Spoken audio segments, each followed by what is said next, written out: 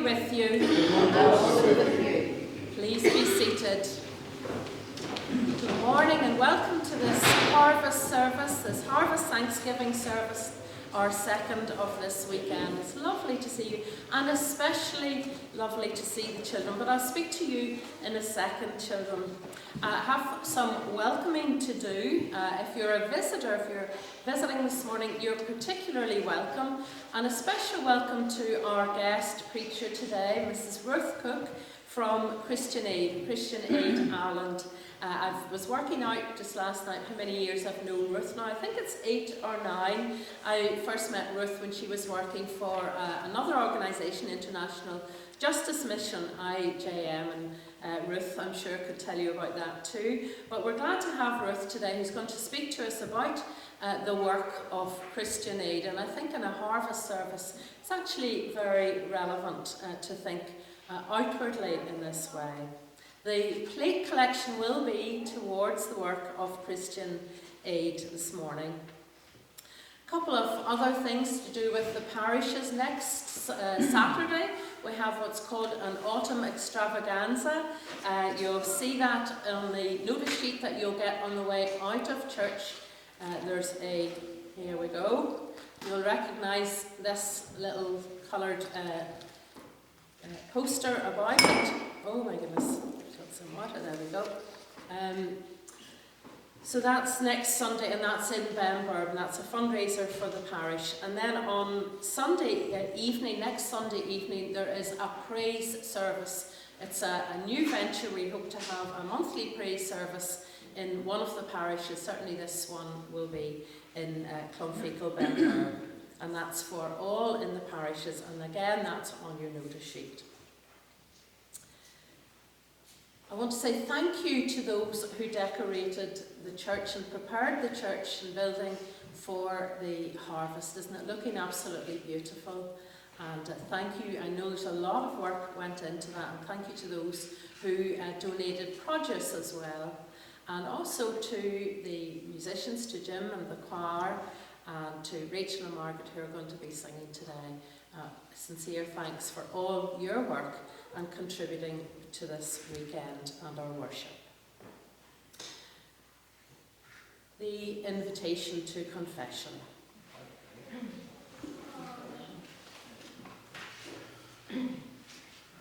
God's whole creation grows. The land produces thorns and thistles and longs to be set free. Our sin affects all around us. We confess our sins in penitence and faith. Lord, have mercy. Lord, have mercy. With you is the well of life, and in your light shall we see light. Christ, have mercy. Christ, have mercy. Save us, Lord.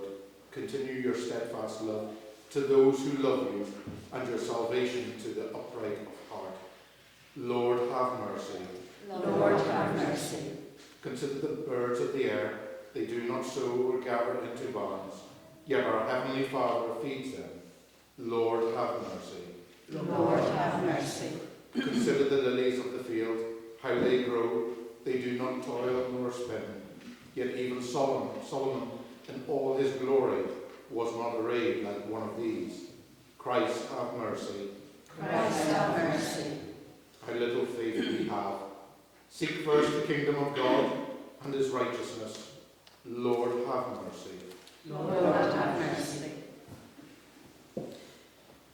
May the God of love bring us back to himself, forgive us our sins, and assure us of his eternal love in Jesus Christ our Lord.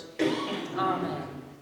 Eternal God, you crown the year with your goodness and give us fruits of the earth in their season. Grant that we may use them to your glory, for the relief of those in need and for our own well-being, through Jesus Christ our Lord. Amen.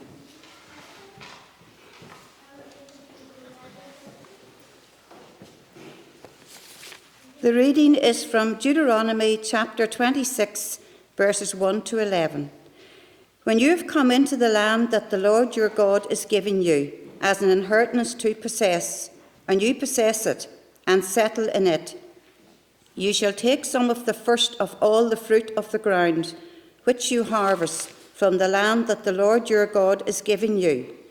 And you shall put it in a basket and go to the place that the Lord your God will choose as a dwelling for his name. You shall go to the priest who is in office at that time and say to him, Today I declare to the Lord your God that I have come into the land that the Lord swore to our ancestors to give us. When the priest takes the basket from your hand and sets it down before the altar of the Lord your God, you shall make this response before the Lord your God. A wandering Aramean was my ancestor. He went down into Egypt and lived there as an alien, few in number, and there he became a great nation, mighty and populous. When the Egyptians treated us harshly and afflicted us by imposing hard labour on us, we cried to the Lord, the God of our ancestors. The Lord heard our voice and saw our affliction, our toil and our oppression. The Lord brought us out of Egypt with a mighty hand and an outstretched arm, with a terrifying display of power, and with signs and wonders. And he brought us into this place and gave us this land, a land flowing with milk and honey. So now I bring the first of the fruit of the ground that you, O Lord, have given me. You shall set it down before the Lord your God, and bow down before the Lord your God.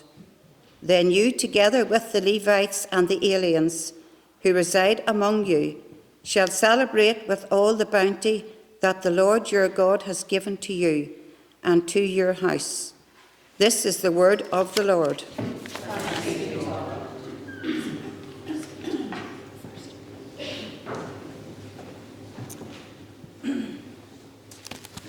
So children, a wee word for you and with you. I wonder, in your house, have your mum and dad and grandparents and people who help look after you, have they taught you any very important words as you've been growing up? Any important words that you've been taught from you were very young that it's very important to say? Do any come to mind? Yes? Please and thank you. Well done. Please and thank you. Any other words? I'm thinking of another. So we've got, yeah, great. Yes and no, And what about if we maybe get something wrong or do something wrong? What word do we need to say? Yes? Sorry, that's right. Those are three very important words, aren't they? In particular, please, thank you, and sorry. And we all adults need to remember those words too and to be using them as well. Well, today in our Harvest Thanksgiving service and any of our harvest services, it's all especially about the word thank you, because we're thanking. Well, who are we thanking first of all? Yeah, we are thanking God. And what are we thanking God for? Yeah. That's right. You are brilliant. I am so glad to see you. It's great to have somebody speaking up with good answers like that. Yes, we're thanking God for all that he gives us. And not just us, we're thinking about people across the world. I think our children had some of these. You all got one of these, the children who come here before. We're thanking God for how he's made the world, put us in the world, and given us a beautiful world and a fruitful world to live in. We're thanking God. We're also saying sorry to God for the times when we haven't maybe looked after the world as best as we can. We're asking God to please help us to look after his world. And we're thanking him most of all, not just for the fruit and the vegetables and all these beautiful things that God gives us and that we need for life. We're also thanking God for God, who came to us in Jesus, the Lord Jesus Christ. And of course, he's the one who died for us and rose again so that someday the whole world and everything will be put right. Isn't that right? And everything that's wrong in the world and in us will be made right. So well done. Good answers. Thanks for listening, children. We're thanking God today, and I'm sure you'll enjoy listening to what Ruth has to say to us as well on these subjects. Thank you. Thanks, Jim.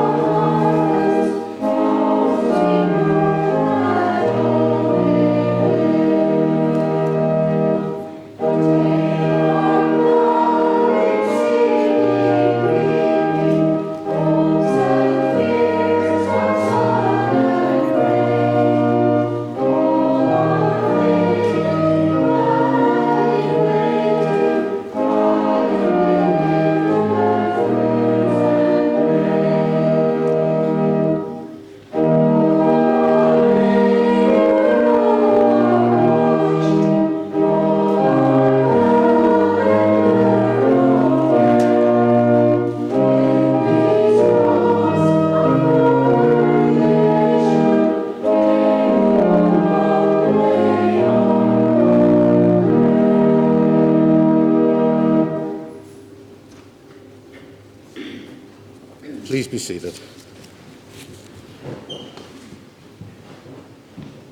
A reading from the letter to the Philippians, chapter 4, beginning at verse 4. Rejoice in the Lord always. Again, I will say, rejoice. Let your gentleness be known to everyone. The Lord is near.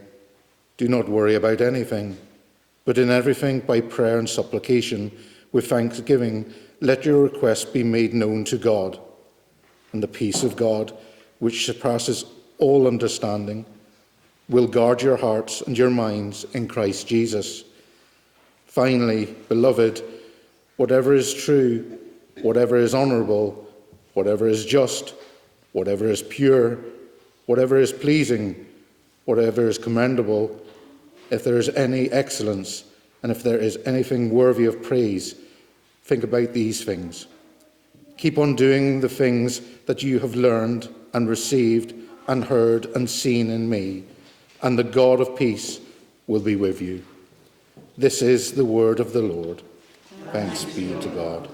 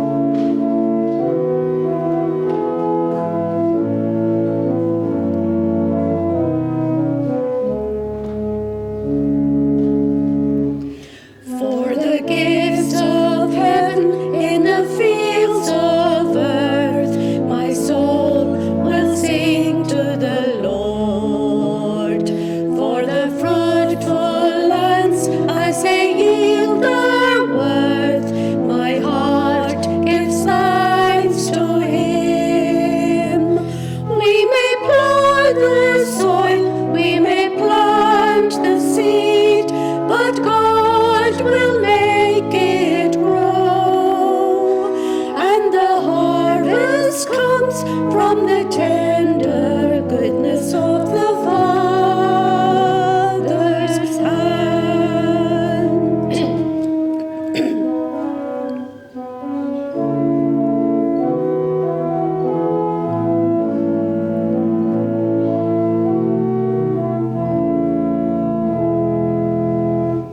As the trade winds blow over thirsty plains, my soul will sing to the Lord. And the storm clouds pour with reviving rains, my heart gives thanks to Him. Every season whispers the mystery, the glorious rhythms of life, till the harvest comes from the boundless goodness of the Father's hand.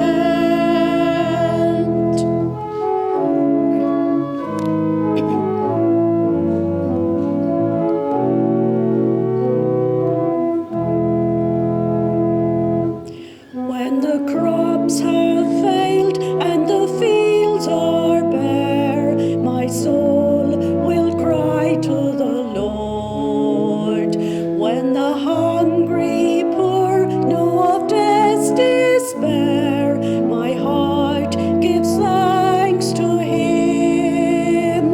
For the call goes out from the heart of God to share with those in need. As we feed the world, we reflect the goodness of the Father's hand. For the call goes out from the heart of God to share with those in need. As we feed the world, we reflect the goodness of the Father's hand.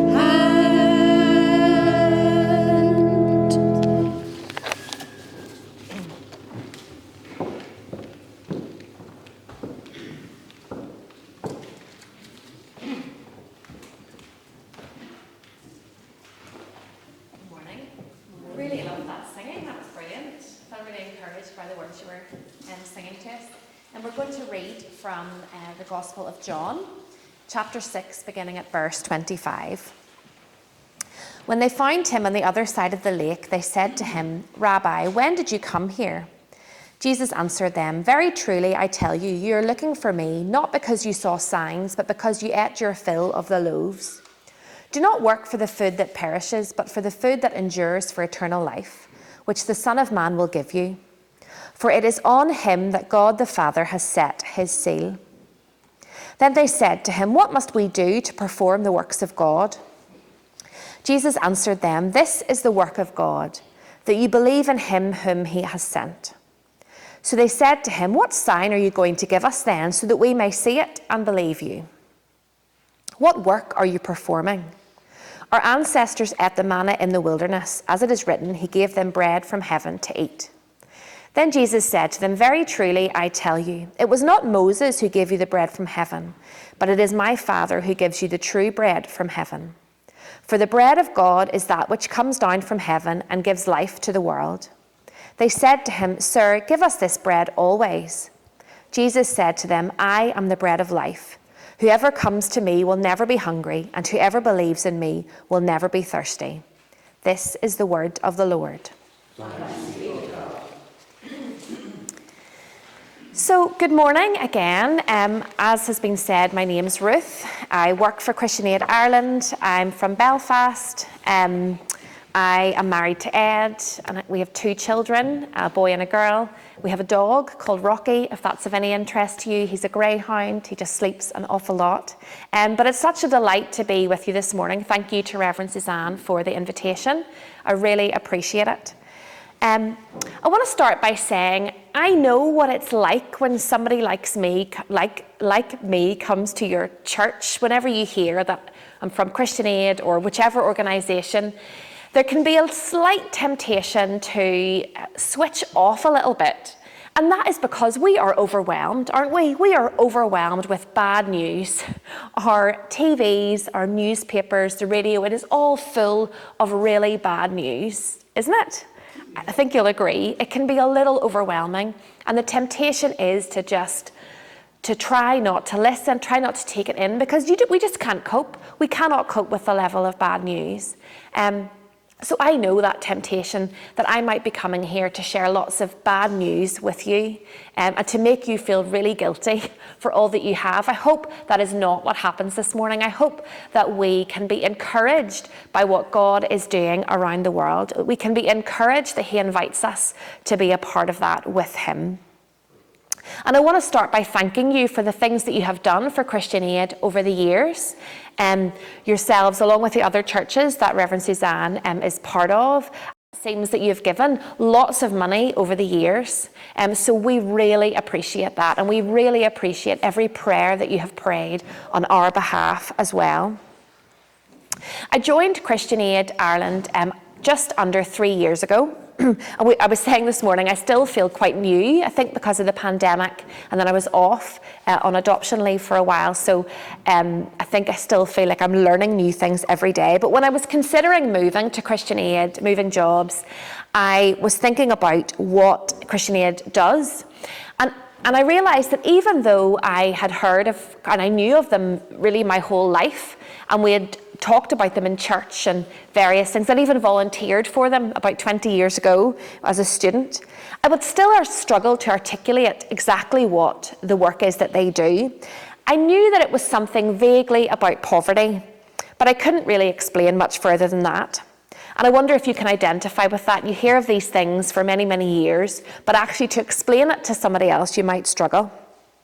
And of course, this morning in 15 minutes or 12 minutes, I just cannot convey all the different kinds of work that we're involved in, because there's so much. But what I do want to say at the outset is that I've been so impressed by the heart of the organisation as I have learned more over the past couple of years.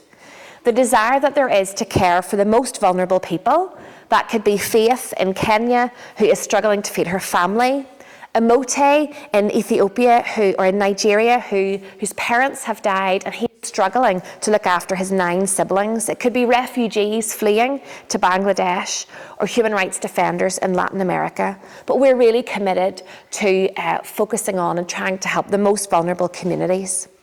I love the determination of Christian Aid to tackle the root causes of problems, to keep asking why. We're not content with sticking plasters. We want to get at the heart of the problem. And that's why we do advocacy. That's why we lobby governments.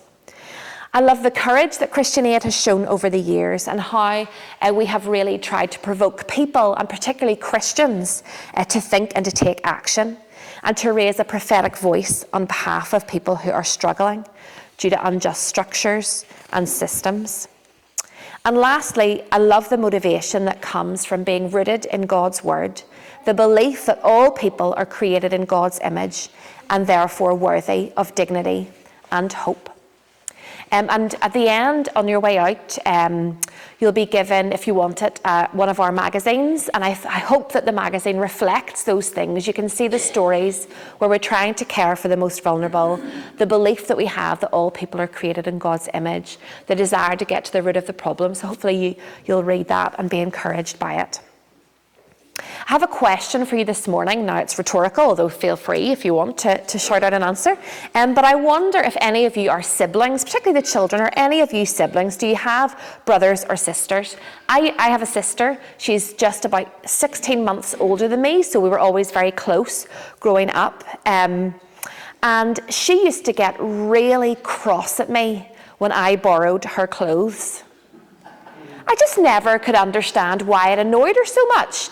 It might have been something to do with the fact that I didn't ask often. I mean, if she wasn't in, the clothes were just sitting there. She wasn't wearing them. So why not borrow them? But she would get really cross at me. And my son is 7 and my daughter is 18 months. So there's quite an age gap between them. There's a lot of love. There's a lot of hugs.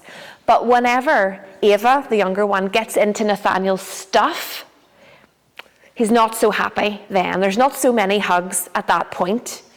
whenever she starts to poke at or if he's building something and she's getting in there to wreck it, or the things that he thinks are really precious to him and she starts to want them and to touch them, then things go wrong. There's a less sibling love at that point. I wonder if you can identify with any of those feelings, either as the borrower like me or the lender like the unwilling, unknowing lender like my sister. And it made me think about the passage we read that was read to us this morning from Deuteronomy 26, and the idea of the things that we own, our stuff. And I guess, well, I just said our stuff, and we think of our stuff as our stuff, don't we? Because, I mean, I bought it, or I grew it, or I made it, or I worked hard for the money that purchased it. And we can get quite protective of our things, like my sister was with her clothes, or my son is with his Lego creations. Especially in times of uncertainty and strife, like 2 years in a pandemic, or when every news bulletin that we hear talks about the cost of living crisis. Of course, we worry and we feel protective of what we have. Over the past couple of years, for a lot of us, the plans that we had went awry, or we've been unable to plan for the future to the extent that we would have liked. We've felt anxious about the people close to us, for other people in our communities. We have faced uncertainties, all the changing about restrictions, the stability of our jobs, income security. We've worried about our elderly parents and family and our children. And the temptation is, in a time like this, to batten down the hatches, to say, I've got to look after myself. I've got to look after those closest to me. I'm really worried. I don't have room in my head or my heart to think about people far away or those not immediately around me. I've got to hold tightly to all that I have because I don't know what's coming around the corner. And yet it's at times like this that we as Christians, we want to be distinctive from the world around us. We want to be known for how we've continued to love and to reach out. And yet the Bible challenges our notions of what is ours, of ownership. The verses in Deuteronomy 26 describe how the Israelites are to give the first fruits of what they've produced in the promised land back to the Lord. They're to bring it before the altar of God. Why? As a recognition that it is God who has delivered them to their present place, that he came down, that he took action by delivering them from the Egyptians who were oppressing them so terribly. It's a recognition that even though the Israelites have played their part by planting seeds, by tending things, it all ultimately comes from God. It reminds me of a really beautiful verse from James 1, I think it's verse 17. Every good and perfect gift is from above, coming down from the Father of the heavenly lights, who does not change like shifting shadows. I think that's such a beautiful description. The Father of the heavenly lights, who does not change like shifting shadows. And that tells us that every good and perfect gift is from him.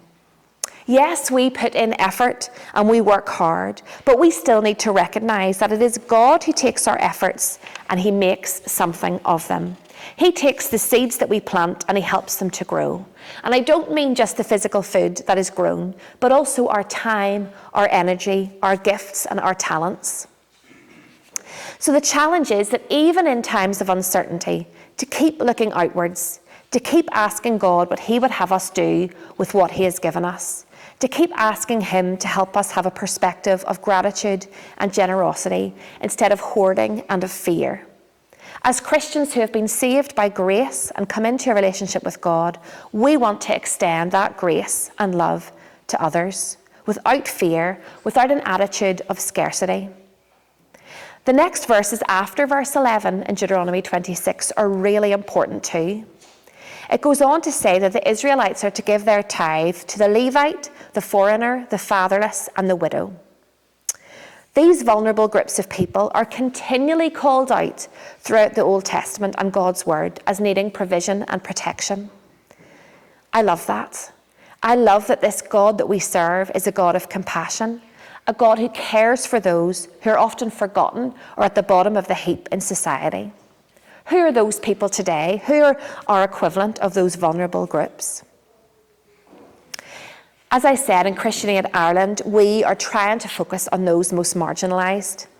At the minute, you will be hearing lots and lots and lots about Ukraine and Pakistan too in recent times because of the flooding. And I want to reassure you, we are really active in Ukraine. We're doing a lot of work there to help people who have been impacted by the war. But a part of the world that I wanted to focus on this morning, because it's not getting quite so much attention, is East Africa. You might have seen some news reports, particularly from Somalia, where people are on the brink of famine. And the crisis is affecting people all across East Africa, Kenya, Ethiopia, Somalia. The past 4 rainy seasons have been insufficient. There just hasn't been enough rain to allow the crops to mature, which has led to the worst drought in 40 years, affecting over 20 million people who are struggling with not enough to eat, not enough to feed their families. I'd usually have some photographs to show you, but you'll just have to imagine this morning. So Fatuma is a mum, just like lots of us in this room. She lives in Marsabit County in the north of Kenya. Her and other people in her community were trained by Christian Aid to grow various really nutritious vegetables on a communal garden. And so that was really good news. But then fuel costs rose exponentially, which means they haven't been able to use the pump to irrigate the crops. And then, of course, the recent drought has meant that the garden has shrunk in size. Fatuma has only been able to grow a small amount of kale. My boss, our CEO, recently travelled to Kenya. Her name's Rosamond. She went to Kenya and she met Fatuma a few months ago in June. Fatuma presented some of her kale to Rosamond to show her. It was shriveled, it was brown at the edges. Fatuma said to Rosamond, "The weather has changed over the last 10 years. Now we have prolonged drought. There have been no rains for the last 4 to 5 seasons, and we are losing a lot of animals. No one has cattle anymore." We know that part of the problem causing droughts to become more frequent for Fatuma and lots of communities around her is because of the changing climate. And so we have been calling on our government to take action, to do more to tackle climate change.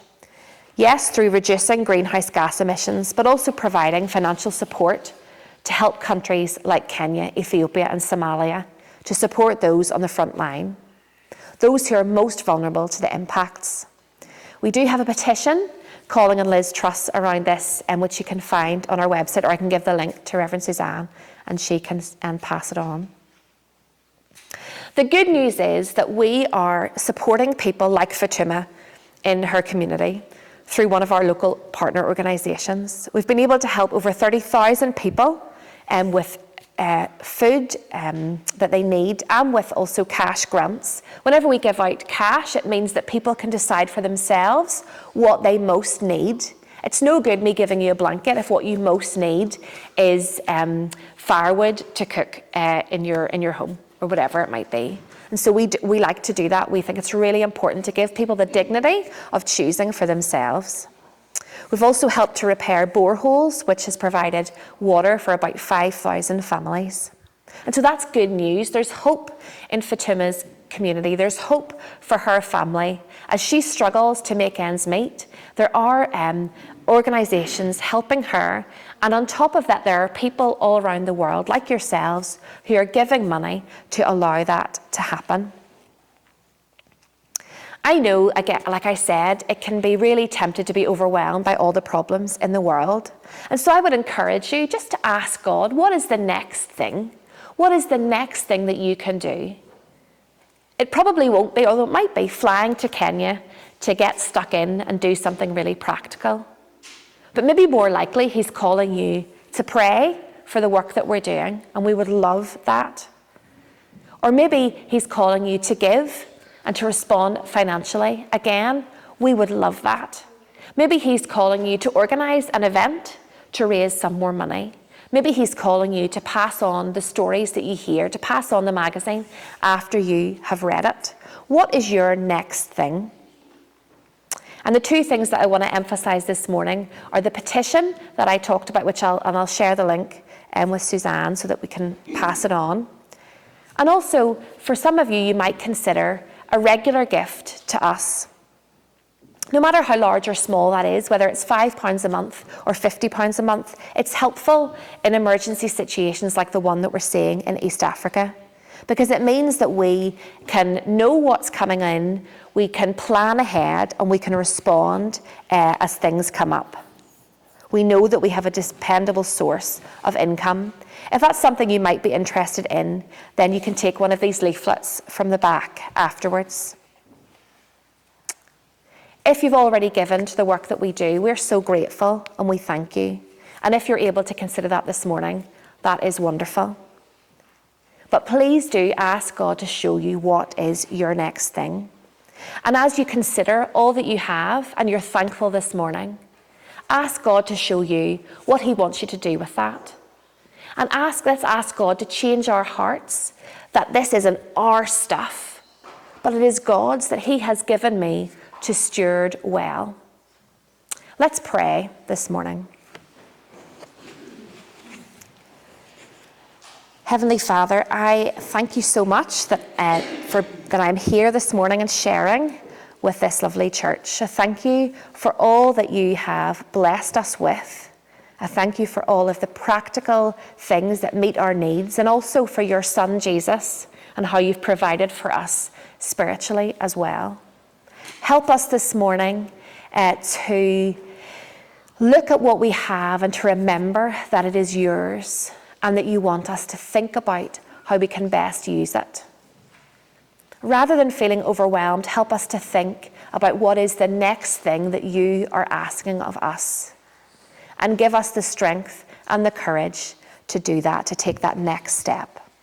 In Jesus' name, amen.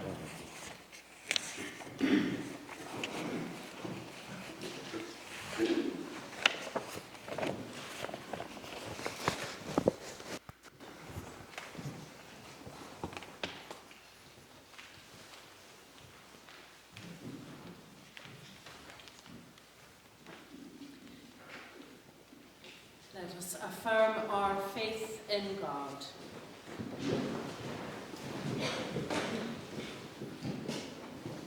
Do you believe and trust in God the Father, source of all life and the one for whom we exist? We believe and trust in him. Do you believe and trust in God the Son, who took our human nature, died for us and rose again? We believe and trust in him. Do you believe and trust in God the Holy Spirit, who gives life to the people of God and makes Christ known to the world? We believe and trust in him. We believe and trust in him. This is the faith of the Church. This is our faith. We believe and trust in one God, Father, Son, and Holy Spirit. Amen.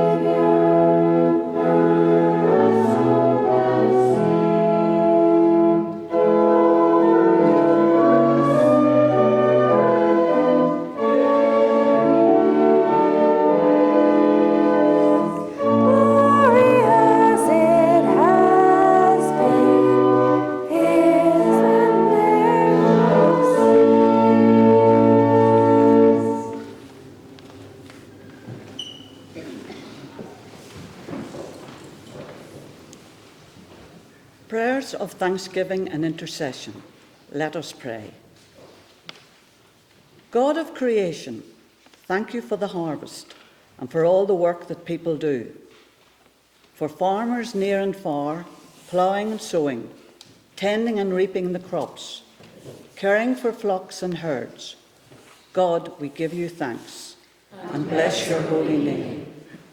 For fishermen and seafarers who bring us food from far-off places, God, we give you thanks and bless your holy name. For bakers and producers, drivers and traders who fill the shops with food, God, we give you thanks and bless your holy name. For miners and oil workers who toil in danger, supplying energy for factories and warmth for our homes, God, we give you thanks and bless your holy name. For workers in industry and commerce who use technology to provide us with goods and services, God, we give you thanks and bless your holy name. For gifts of soil and seeds, sunshine and rain, and the miracle of nature's life, God, we give you thanks and bless your holy name.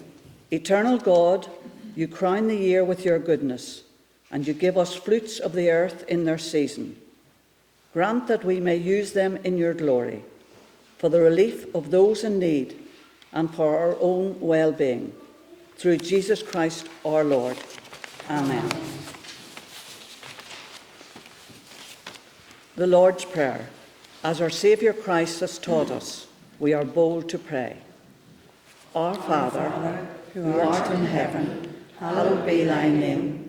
Thy kingdom come. Thy will be done on earth as it is in heaven. Give us this day our daily bread, and forgive us our trespasses, as we forgive those who trespass against us. And lead us not into temptation, but deliver us from evil. For thine is the kingdom, the power and the glory, forever and ever. Amen. Before we sing our final hymn, I want to say thank you again to everyone who's helped and taken part today, and especially thank you to Ruth for that very helpful message. It's a reminder that we're not to get overwhelmed. We should try not to be overwhelmed with worry, as Diane was preaching on Friday night to us as well, but to think in terms of the next step, the next thing that we can do, whether for Christian Aid or in other ways. So thank you very much, Ruth. Thank you. We plough the fields and scatter.